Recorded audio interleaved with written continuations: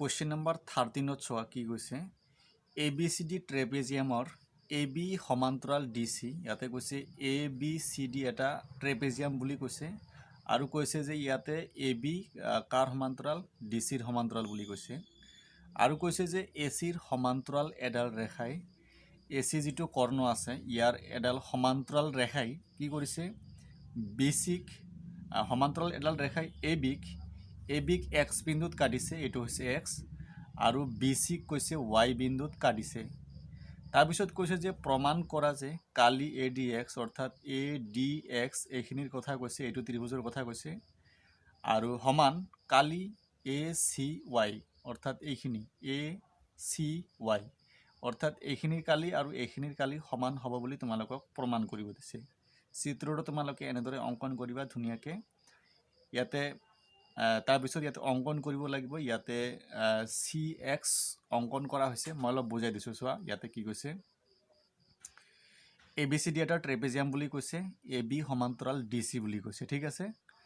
তাৰপিছত ACৰ সমান্তৰাল এডাল ৰেখাই এই AC কোণৰ এডাল সমান্তৰাল ৰেখা হ'ব যেটো ABক X বিন্দুত কাটিছে আৰু BCক Y বিন্দুত কাটিছে ঠিক আছে আমি XY সংযোগ কৰি দিছো সংযোগ কৰাৰ ফলত AC সমান্তৰাল XY হৈ গল ইয়াতে কৈছে যে প্ৰমাণ কৰা যে ADX অৰ্থাৎ এইটো ত্ৰিভুজ আৰু ACY এই ত্ৰিভুজ দুটাৰ কালি সমান হ'ব এইটো আৰু এইটো তোমালোকক প্ৰমাণ কৰিব দিছে ঠিক আছে এইখিনি লিখিবা তাৰ পিছত ইয়াতে অঙ্কন লিখিবা ইয়াতে আমি CX যেটো আছে এটো আমি সংযোগ কৰি দিছো CS সংযোগ কৰা হল এতিয়া আমি প্ৰমাণ কৰিম প্ৰমাণ কৰিবলৈ ইয়াতে চোৱা তোমালোকে যদি AX টো ভূমি বুলি ভাবা ইয়াতে চোৱা AX ভূমি হলে ত্ৰিভুজ কি হৈ আছে AXD বা ADX একে কথা ঠিক একেদৰে আৰু এটা ত্ৰিভুজ হ'ব কি ইয়াতে AXC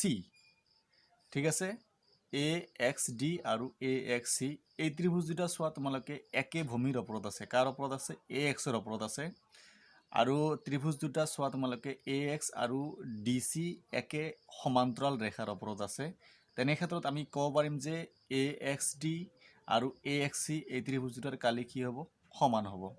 মই লিখি দিছো তোমালোকে চাই যোৱা ইয়াতে কি লিখা হল চোৱা ত্ৰিভুজ AXD অৰ্থাৎ AXD আৰু AXCৰ সাধাৰণ ভূমি হৈছে তোমালোকৰ AX মানে দুটাৰে ভূমি হৈছে AX আৰু ইহত একেজৰ সমান্তৰাল ৰেখা এটা হৈছে AX আৰু DCৰ মাজত অৱস্থিত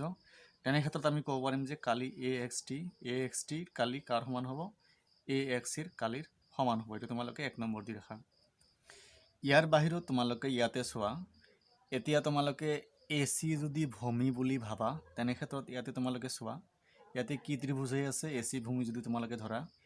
ACX আৰু ACX আৰু ACY দুয়োটাৰে ভূমি হৈ আছে তোমালোকৰ AC আৰু ইহতৰ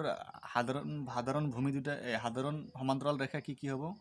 AC সমান্তৰাল XY তেনে ক্ষেত্ৰত তোমালোকে লিখিব পাৰা যে ACX আৰু ACY ৰ কালি কি হৈ যাব সমান হ'ব মই লিখি দিছো তোমালোকে চাই যোৱা ইয়াতে কি লিখা হল চোৱা তোমালোকে আকৌ ত্ৰিভুজ ACY অৰ্থাৎ ACY এটো ত্ৰিভুজ আৰু ত্ৰিভুজ ACX ৰ সাধাৰণ ভূমি AC আৰু ইহত একে সমান্তৰাল ৰেখা AC আৰু XY ৰ মাজত অৱস্থিত তেনে ক্ষেত্ৰত আমি ক'ব পাৰিম যে কালি ACY সমান কালি ACX এটা তোমালোকে 2 নম্বৰ দিয়া এতিয়া তোমালোকে চোৱা 1 আৰু 2 ৰ পৰা আমি কি পাম ইয়াতে তোমালোকে ৰাইট সাইড চোৱা AXC বা ACX আৰু তোমালোকৰ চোৱা AXC বা ACX একে কথা হল দুয়ো সাইড ৰাইট সাইড একে আছে গতিকে এই দুটা ক্যান্সেল হৈ যাব তেনে ক্ষেত্ৰত ইয়াতে কি থাকি যাব AXD আৰু ACY